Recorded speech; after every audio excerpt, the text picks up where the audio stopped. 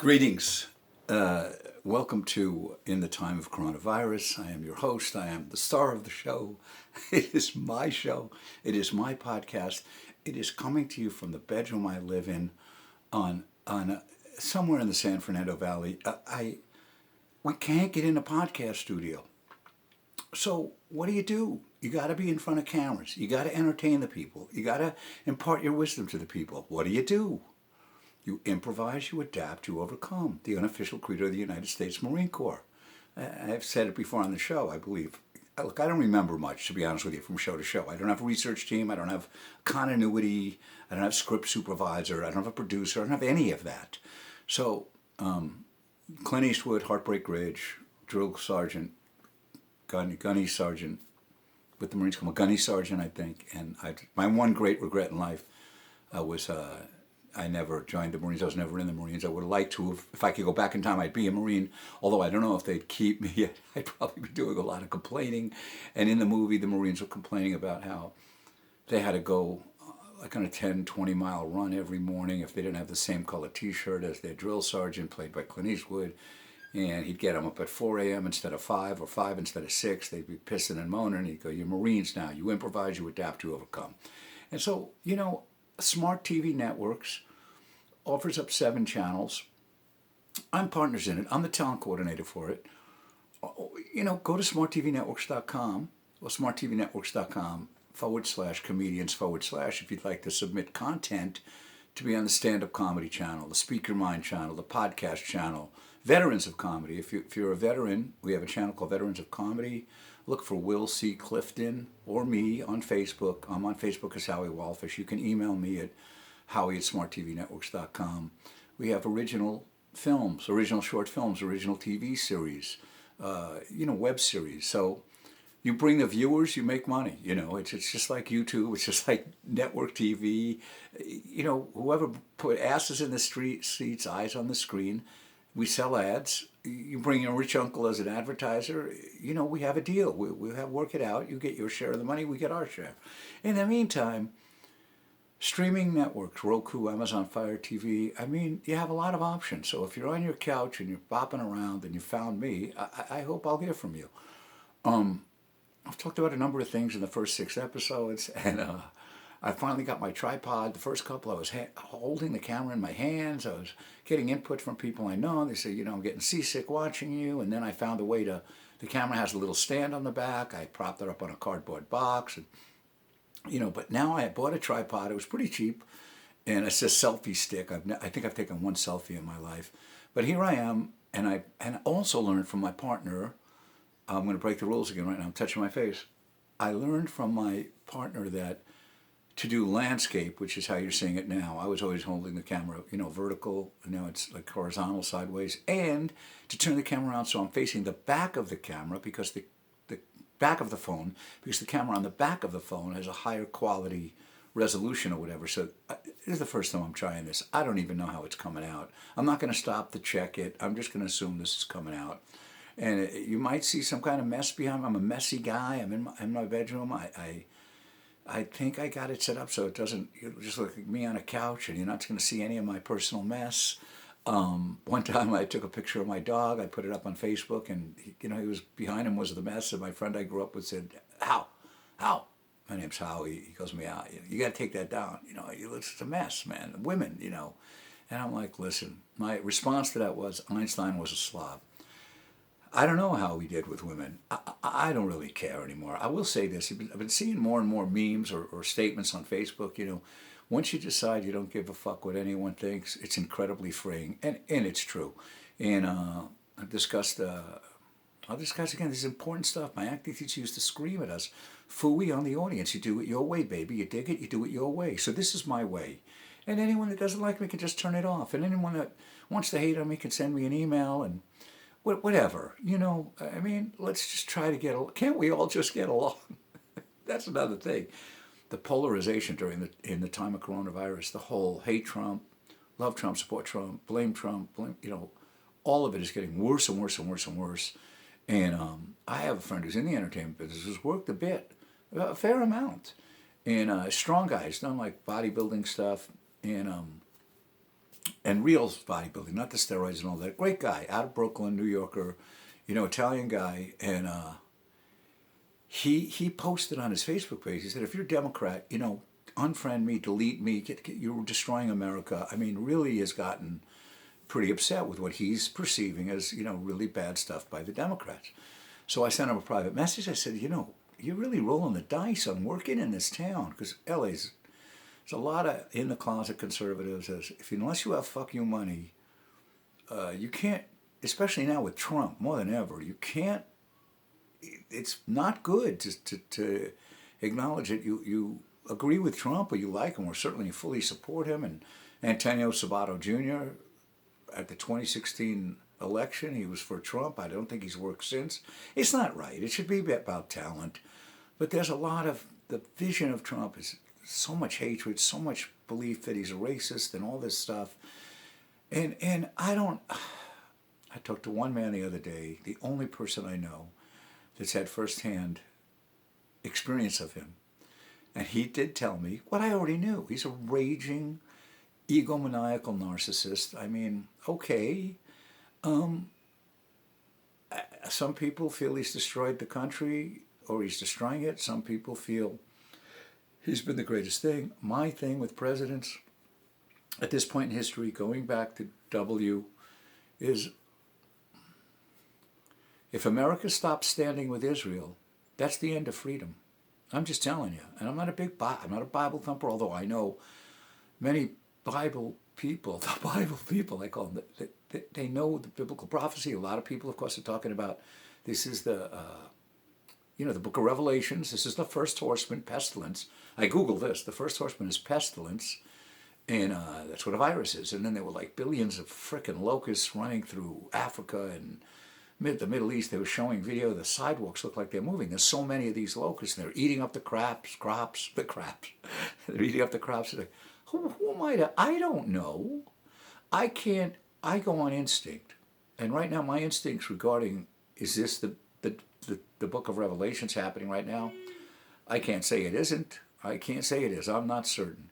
The second horseman I learned is war, and if that's true, if we are in the book of Revelations and the horsemen, well, war at this point in history is nuclear, especially if it's with China, and that's that, and the third horseman is famine, and me personally, I'd rather just be vaporized than a nuclear blast. I'm not big on suffering and discomfort, and the last horseman is death, and whatever the other prophecies are about the return of Jesus, the Muslims believe in the mullahs in Iran believe in the 13th Imam, and the 13th Imam can't arrive until the apocalypse happens first. Then I hear the 1,000 years of peace and happiness and joy, I think, is part of the return of Jesus. I don't know. I watch ancient alien shows.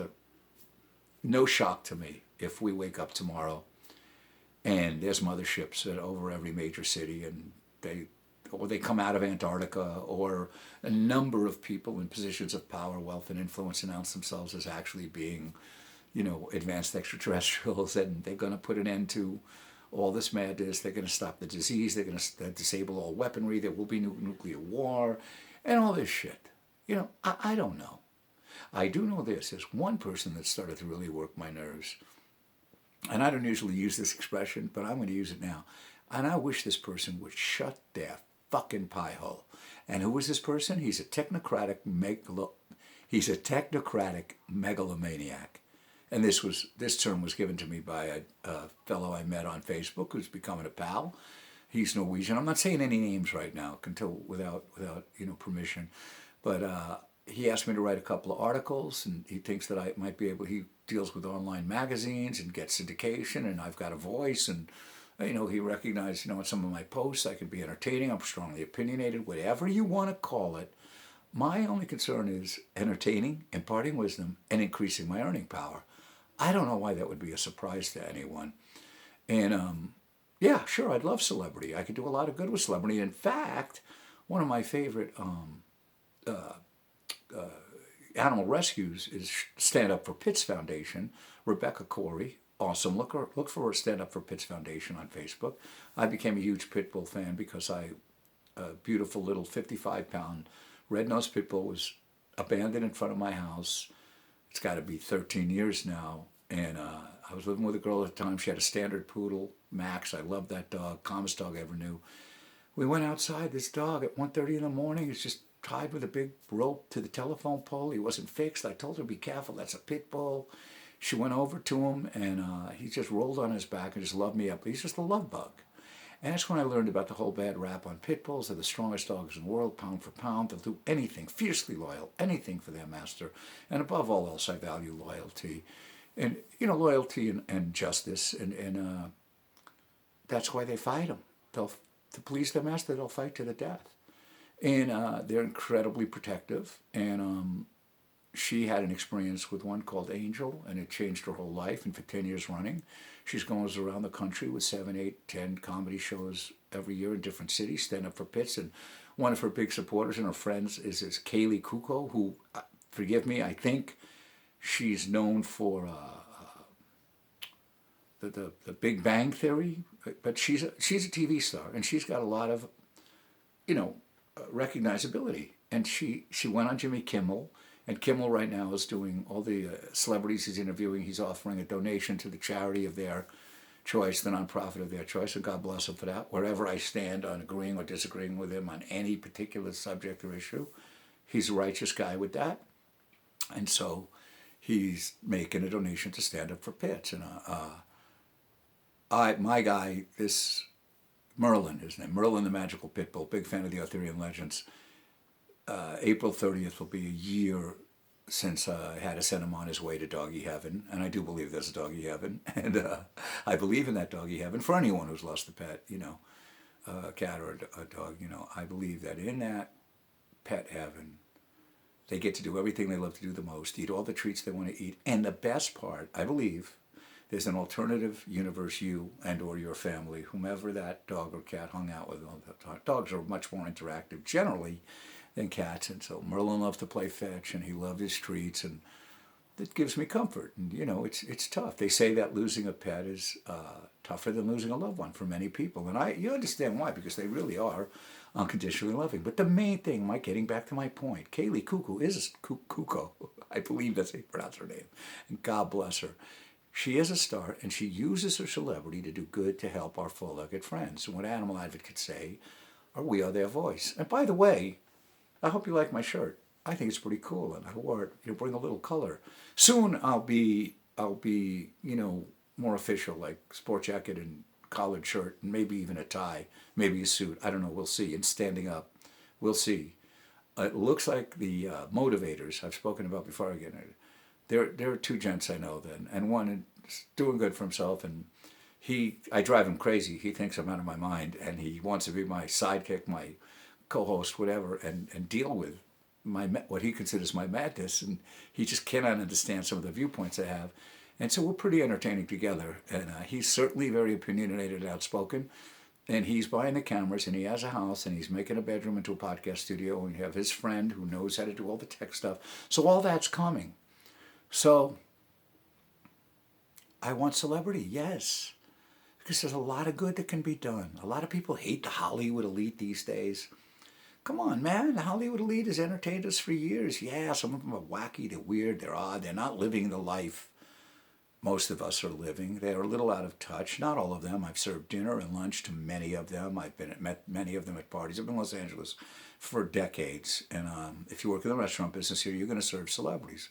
And I mean, it was a pleasure for me. I like celebrities. And I like the ones that you find out are doing well that's doing right with their celebrity. And there's a number of them. So me, I don't have the power and influence and wealth I'd like to have, but with celebrity, you have some influence. And so let's hope this podcast leads me to some degree of celebrity, because you find me likable, or the guy you love to hate, or whatever it might be. It drives you crazy. You want to listen more. I've listened to these radio talk show guys, and they always have people call in that can't stand them, that totally disagree with them. So whatever.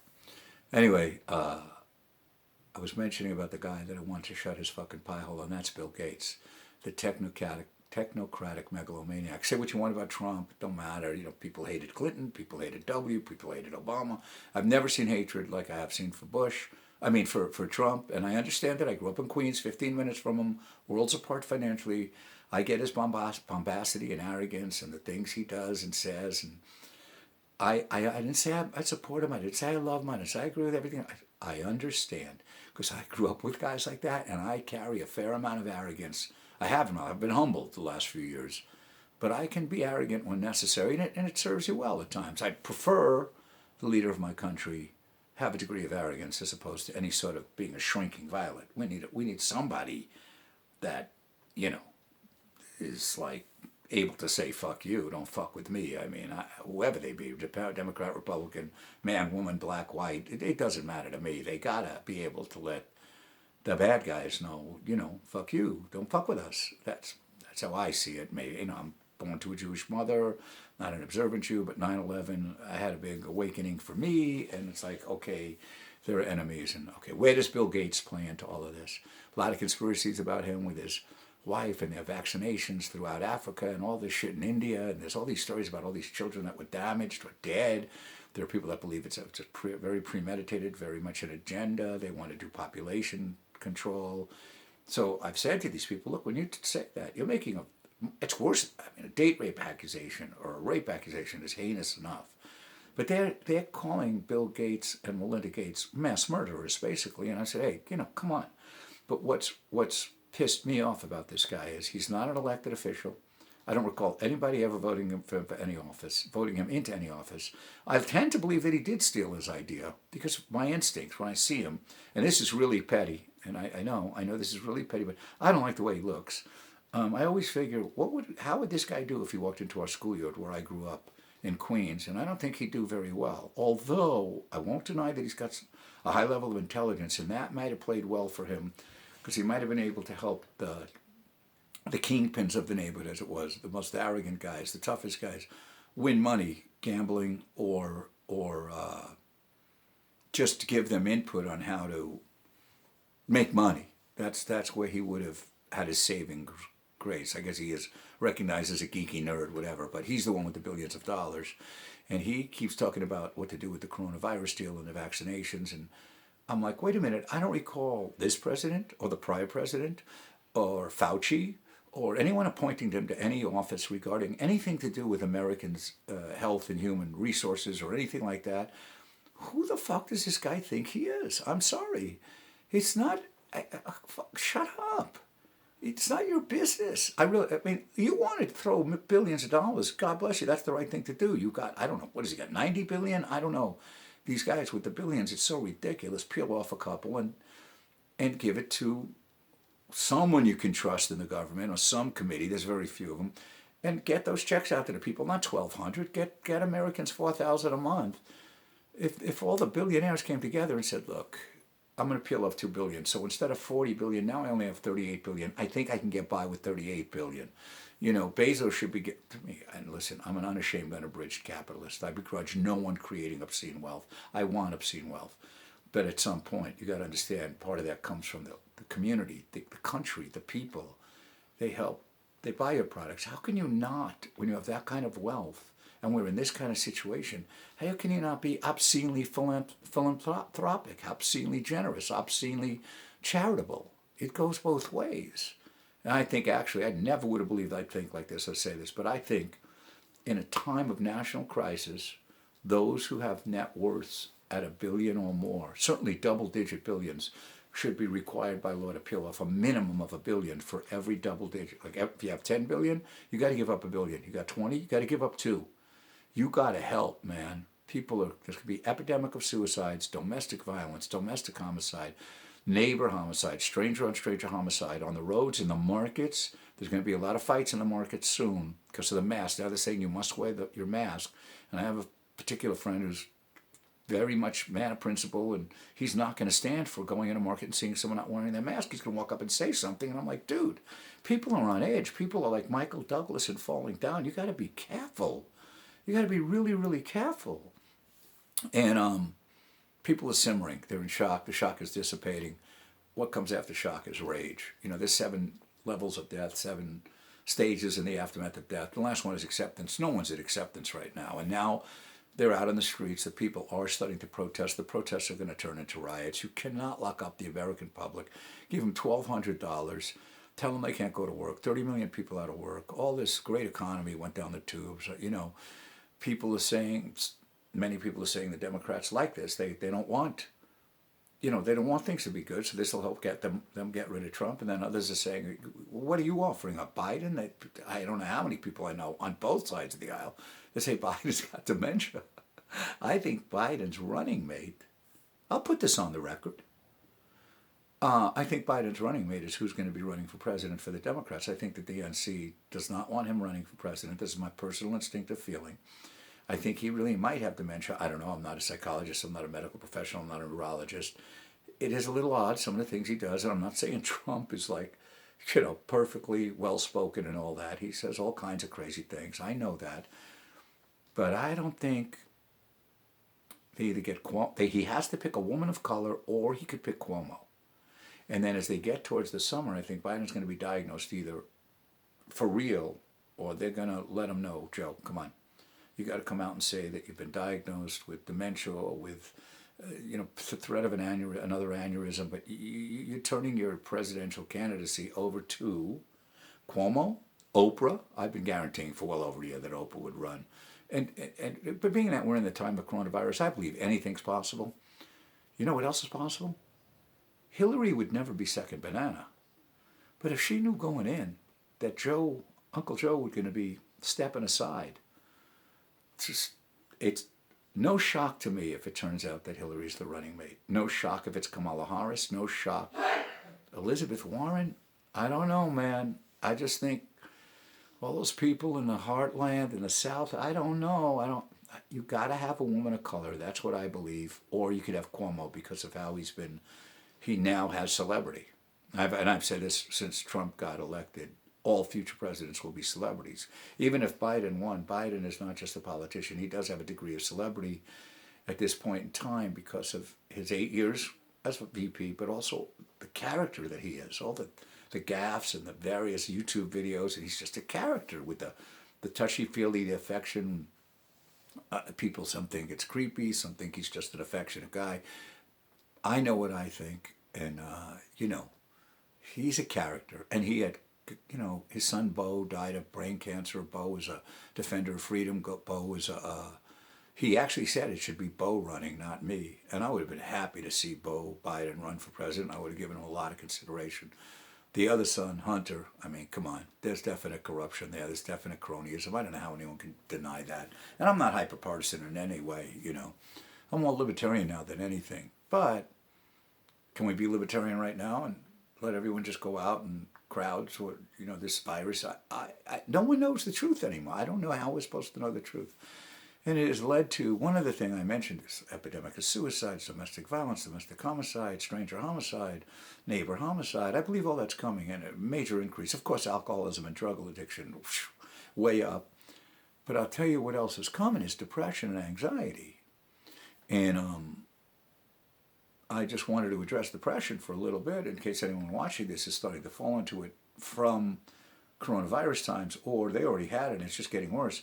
The first step out of depression, you got to get your gratitude list. You got to remember, if you can walk, you can talk, you can see, you can hear, and even if you can't, you can, you know, whatever it is you have to be grateful for. There's a roof over your head, you have good family, you have some friends, the littlest things. I've been through it, believe me. The first step is the gratitude list, and you got to run it through your head every day. You got to say it out loud every day, and it's a chance to step out of that depression. Then you got to decide where you stand spiritually, whether you're an atheist, whether you're a full-blown Christian, a Catholic, a Buddhist, or whatever you might be. If you believe in God, if you believe in faith, if you believe in yourself, the cosmos, the Great Spirit, the Holy Spirit, believe in the ancient aliens, whatever works to help you believe there's something bigger than you that could lift you out of this, there's a way out of depression. And you got a tattoo on your brain that, in case you're spiraling towards that suicidal thought and thinking, you have to take suicide off the table as an option. It's not an option. If you take it off the table as an option, and again, I'm a libertarian. When I was really depressed, I'm like, look, it's my life. If I want to go, I'm going. But two friends got really angry with me when I mentioned that, and they screamed at me and they said it is not an option. And I thought, you know what?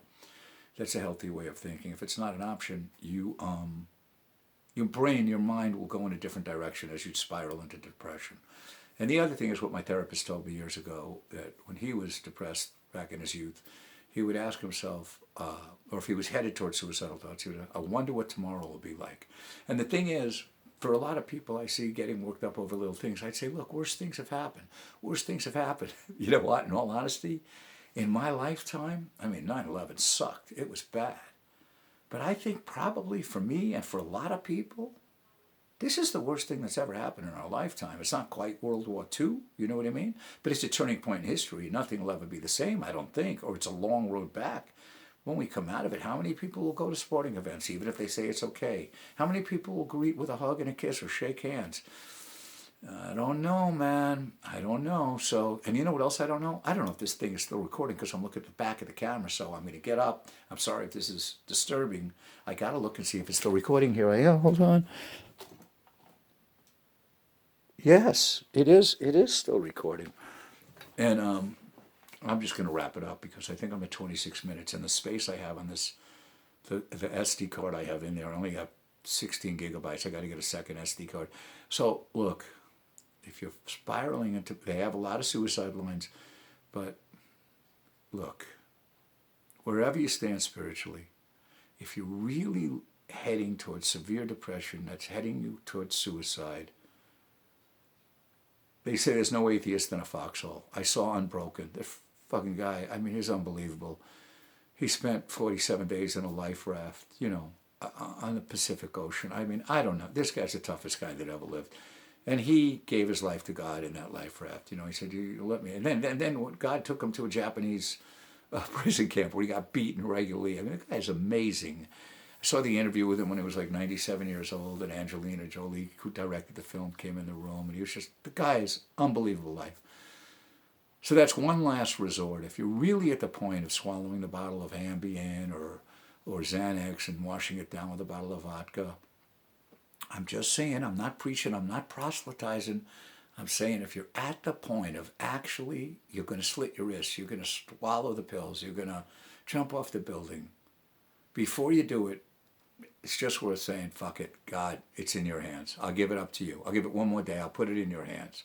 I have that written down somewhere. I don't know who I saw say it or where I saw it, but I mean, like a little old Jewish man once said, it couldn't hurt.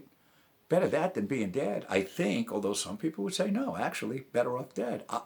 I don't know. I know that for me, I know what helped me. I know what worked for me. And, you know, I know how depths of despair I got. Because I made a lot of mistakes. And welcome to life. Welcome to being a fucking grown-ass adult.